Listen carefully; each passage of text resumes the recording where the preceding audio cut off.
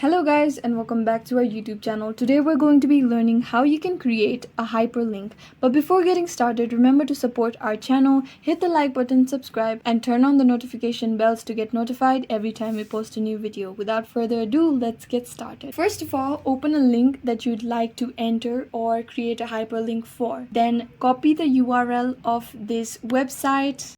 Control C, and then go to your Gmail, tap on compose, and then select a user you'd like to send this link to, and then type out the text you'd like to send with it. Now type out the text you'd like to apply the hyperlink to, then go ahead and select the text that you'd like to apply your hyperlink to. Then on the bottom of your compose window, you can see beside the add emoji and add files, you can see the insert link option. So you tap on it and then you'll be led to this window where you'll have to paste the web address or the URL of the page you want this user to visit. Control V and then tap on OK. As you can see, the hyperlink has been updated. So whenever the user hovers over these texts or words, they'll simply be given the option of go to link, and then they'll tap it and then they will be redirected to this link that you want to share to them. This is basically a shortcut to better understand what you're sending in this link, and this is how you create hyperlinks. If you have any questions, let us know in the comments down below,